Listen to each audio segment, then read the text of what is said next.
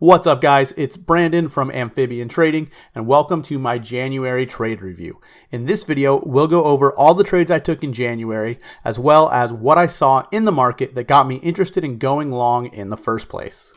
As always, make sure you hit that like and subscribe button so you don't miss any future updates. And with that said, let's get started.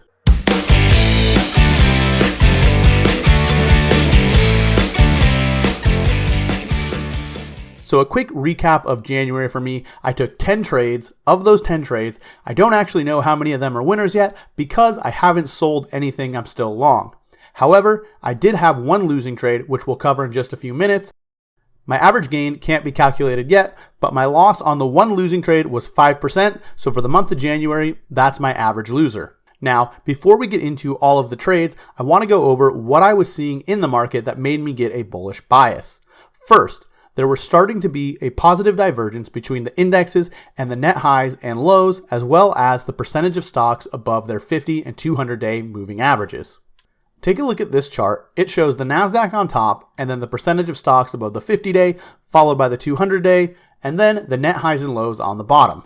Point A is the lowest low of the bear market, while point B is the closing low. You can see that while the NASDAQ made a new closing low, the number of stocks above their moving averages as well as the number of net lows had increased substantially, showing a positive divergence. From there, we started to see more and more stocks start to shape up and offer low risk entry points. Lastly, we got a follow through day, which again is just a gain of 1.25% or more on volume greater than the previous day. So seeing all of these things come together had me looking to take some trades to the long side. Alright, so here's a list of all the trades I took in January. It's got the symbol, the entry and exit dates, and what the final gain or loss percentage was. So let's flip over to the charts and start reviewing these trades. First up, let's start with my one losing trade. This was an Elf Beauty ELF. This one was on my radar due to the incredible relative strength it had been showing.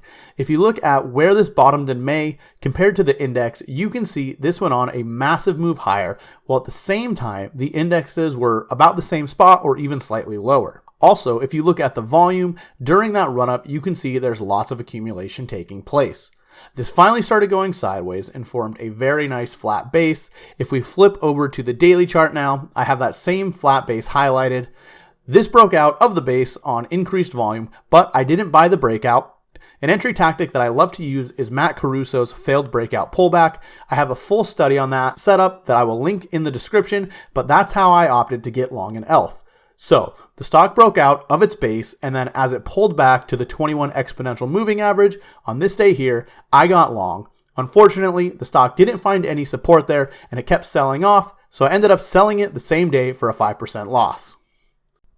Next up is Shopify, SHOP. So there are a couple different ways that you can view this chart. There is a massive inverted head and shoulders pattern, or the way that I'm interpreting it is a first stage cup base. So we have a prior run up here, and then we form this cup base. Flipping over to the daily chart, here's that same run up and the same base.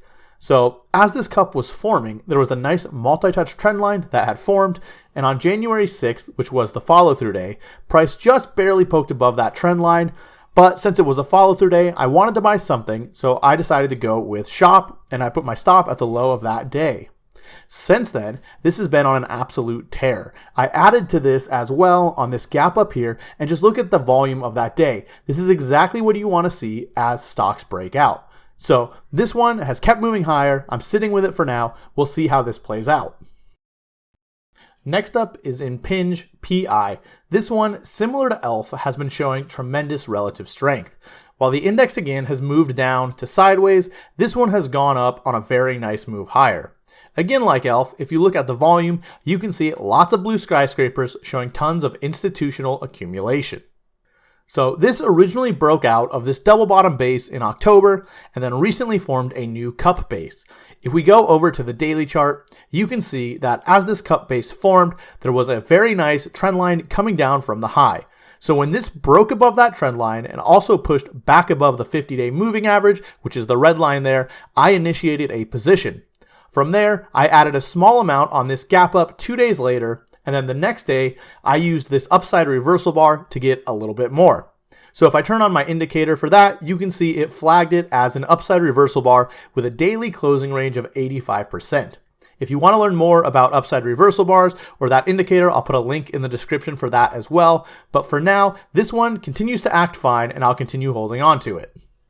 Moving on, let's take a look at Pinduoduo PDD. So this had this massive upside reversal bar here, and then it took off and ran 140% in 8 weeks before pulling back just 15% to form a high tight flag pattern. Going over to the daily chart, here's that high tight flag pattern, and this actually broke out the day before the follow through day. I chose not to buy the breakout, but again waited for a failed breakout pullback to the 21 exponential moving average, which happened here just a few days later and let me initiate my position.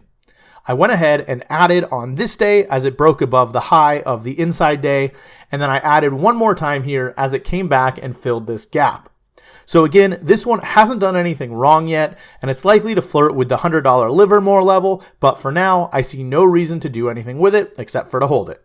Next up is AXON, AXON. This one has formed a textbook cup with handle pattern.